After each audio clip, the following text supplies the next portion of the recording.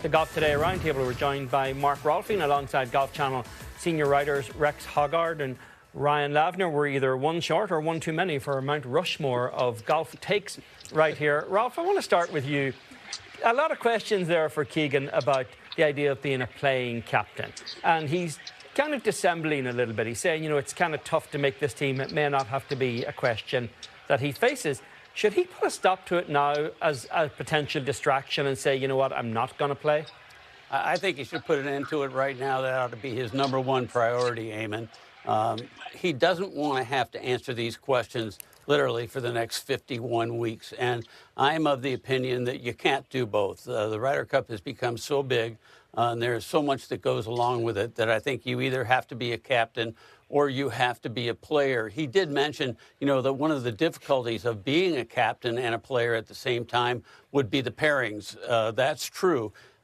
Keep in mind that, let's say, on Friday morning when you have a session out on the course, there's going to be pairings that have to go in while those players are still playing, and I'm not sure how that would all work. The other thing, though, that I think is almost more important is the preparation for the team. And when I look at Rome and what happened to the American team, one of the biggest issues in my mind was that the American team was just not as prepared as the European team. And the main reason in my mind is that the Americans did not play much competitive golf for 4 to 5 weeks prior to that Ryder Cup in Rome. And I think it's going to be the job of the captain, and he's really going to have to focus on making his picks then, but also getting that team prepared. I don't know how he's going to do it, but get him prepared mentally and physically for playing at Bethpage. Rex, you're on site at the press conference in New York City, so it's loud there. It's going to be loud next year at Bethpage Black. I was struck by all the talk about these monitors walking with the matches to make sure that the crowds keep the decorum. You've covered majors there as I have. What are you expecting just in terms of a decibel level that we're going to have and how crazy it could potentially be with a New York, Long Island crowd? I think this particular match could make or break the Ryder Cup. And by that, I don't want to overstate it, but let's face it, we all know what the New York fans are going to bring to this. And Keegan was asked repeatedly about what are your expectations when it comes to the crowd? At what point does it cross the line? We've seen it at the Ryder Cup in recent years. It happened in Rome. It happened at Medina before that. It happened at Valhalla before that, Whistling Straits, and on and on and on. Every year, every 2 years, it gets louder. Every 2 years, it gets more vocal. Every 2 years, we get closer to the line. I think if something's going to fall over the line, it's going to be at Bethpage. So, yes, it seems as if the PGA of America is being very proactive about the idea that they want the crowd behind the U.S. team. Keegan said this numerous times today. They want the home field advantage, just like the Europeans get when it's overseas. They don't want it to go over the line. And I would expect there to be a very, very quick movement on the part of the PGA of America. They don't want anything to come even close to being too much. I would expect them to be monitoring the crowds very closely. Brian, speaking of the PGA of America, this feels like a return to kind of the pre-2014 Ryder Cup when the PGA of America took a more direct role in choosing the captain rather than outsourcing it to the players, as they did during the task force era. Is there a little bit of pressure on the PGA of America this time around for it to work? Because they haven't acknowledged that the first conversation they had with Keegan Bradley was to offer him the job. They would never ask him how he would go about doing the job. Do you think they're under a little bit of pressure for the Bradley experiment to work? Oh, I certainly think so. I mean, Keegan Bradley is as outsider of a pick as you could possibly get for the U.S. Ryder Cup captain. At the time, he was inside the top 25 in the world ranking, still playing all of the signature events, still a year after being snubbed for the Ryder Cup team, sort of figuring that he could potentially be in the conversation going forward. It is a little bit of a throwback in that sense, sort of the outside-the-box pick like we saw with Tom Watson as well. And yet I still think it was an inspired pick in wanting to turn the page, sort of usher in this new generation, infuse that younger energy, infuse some new ideas. I think the U.S. captaincy and sort of the support staff had gotten a little bit stale. And so I think even if the experiment doesn't work, this was a move that the PGA of America probably needed to make at some point, just this generational shift that can be better in line with today's players. You know, Rolf, I've just got back from Montreal where Keegan Bradley got the clinching point for the United States, and it's 10 in a row now that the U.S. President's Cup team has won. And you hear, I loved it, by the way, but you hear, oh, let's bring the LPGA players in, let's change it, let's shorten it to 3 days like the Ryder Cup. How about the Ryder Cup in your mind? Is the Ryder Cup perfect? Is there anything you would change about it, or has it kind of found the sweet spot of being big time, bare knuckles in sports? No, the Ryder Cup's not perfect, but it certainly has outdistanced the President's Cup in terms of its role in the game. I think it's probably the most compelling tournament in all of golf now. It's not the most important tournament, but it's the most compelling. I don't think the Ryder Cup really needs to change dramatically unless we end up having problems with the LIV players.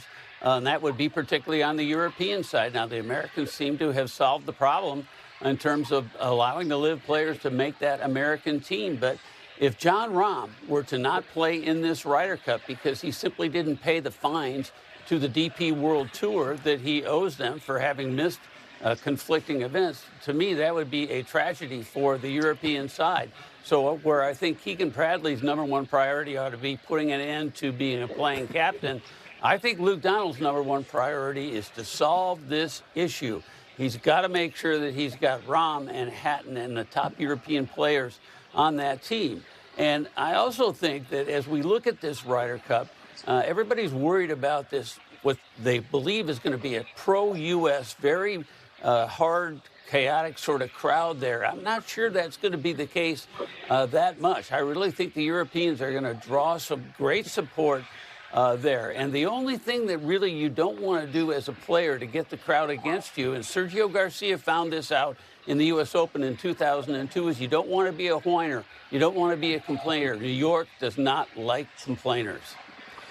Rex, on the subject of Sergio Garcia, he came up a couple of times in that press conference earlier about having a potential role. Whenever he left the European Tour to go to LIV, he was quoted as making some comments in a locker room in Germany that could charitably be described as mean-spirited toward his former tour and former colleagues. Is there any chance he has any role at all at Bethpage without some form of apology for what he said at the time?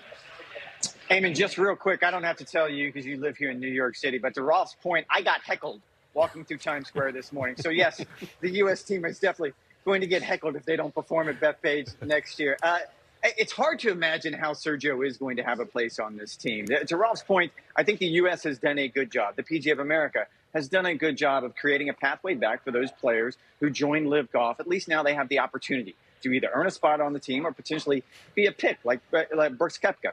Just 2 years ago in Rome, we had that situation come up. I would argue that the European Tour has done the same thing. And I think Jon Rahm is a really good example. He has chosen to draw a really, really hard line when it comes to those fines. He doesn't want to pay them, but he is still part of the process. He played in a DP World Tour event just a few weeks ago. He has an appeal going down. I had a chance to talk with Guy Kinnings, the CEO of DP World Tour, at the President's Cup about this. They feel very comfortable with where they are in this process. But as it applies to Sergio, as you pointed out, he has turned down his tour membership, which would make him ineligible both to be an assistant captain and certainly a player. So he has a long ways to go if he's going to find a way back into the system. You know, Ryan, I believe Pat Riley used to say the NBA Finals didn't really start until the home team lost. Well, the last 5 home Ryder Cup hosts have won. Is this an issue if this continues to be a, American home, Americans win, go to Europe, and the Europeans win?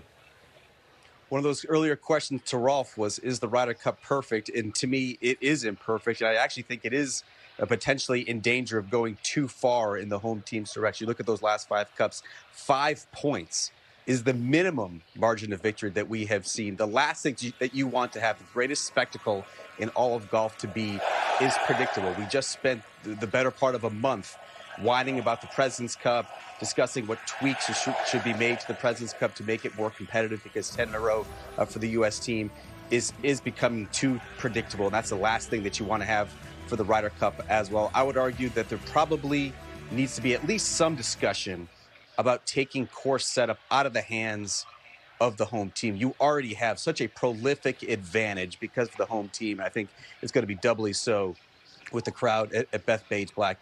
Having a neutral body set up the golf course does seem like a natural next step for this if the Americans win in a one-sided fashion as it's been over the past decade plus. Ralph, I just want to go back to this idea or potential of Keegan having two roles next year as both player and captain. Right now, his vice captains that he's announced are Brandt Snedeker and Webb Simpson, two widely respected, popular guys. But is that enough experience in the team room if he has to outsource some decision making? Because to your point, he may actually be on the course competing when some of those decisions have to be made. Well, certainly you would think that the vice captains ought to be prepared to be a captain in the event that Keegan couldn't do it. But I'm actually thinking in another direction. Eamon, and you know me pretty well. I'm the ultimate relentless sort of romantic. And I keep thinking ahead. The two most important people, I believe, that were kept in mind when Bethpage was made as the site, that decision, were Phil Mickelson and Tiger Woods.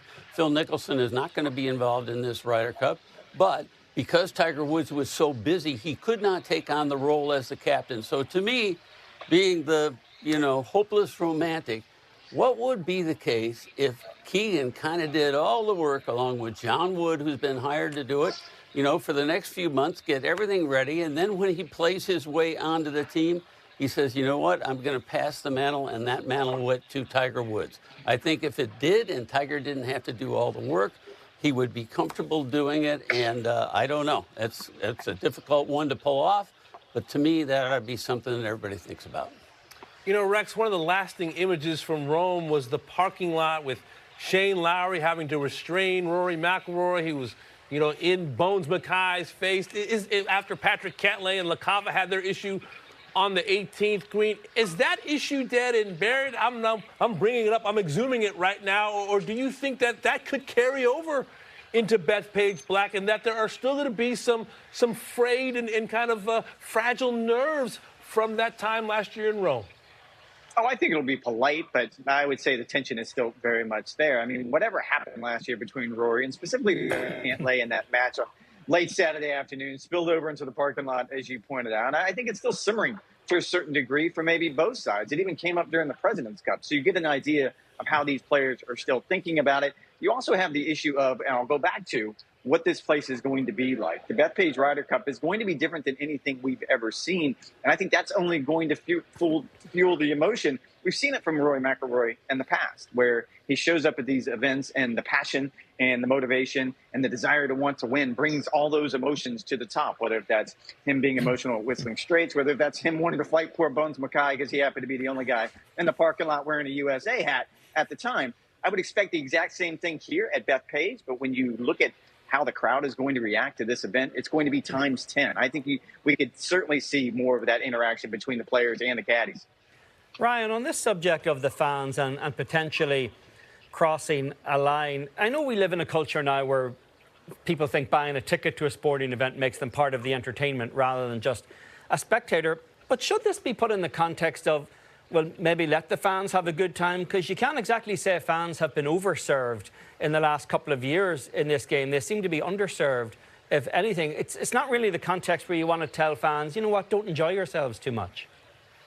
No, I certainly think that's a good point, Eamon. And I do think that this issue is overblown. It's not going to catch anyone by surprise that the New York crowds are going to be vocal and animated and want to insert themselves in the discussion and the eventual competition that's going to be happening at Bethpage Black. There's a difference between being passionate. There's a difference between being energetic. There's a difference between being hostile and also interfering with the integrity of the competition. The PGA of America is going to make the appropriate steps to make sure that it does not cross the line. And I don't think any player on either side wants to have a situation where the behavior of the fan sort of interferes with the action between the ropes, whether that's bringing a caddy into the mix, like we saw in the President's Cup a couple years ago, whether that's bringing a player in the mix and sort of mouthing off at a player as well. That's a situation that no one on either side wants to have take place at Bethpage Black. I think the PGA of America is going to go so far as to ensure that does not happen during the competition.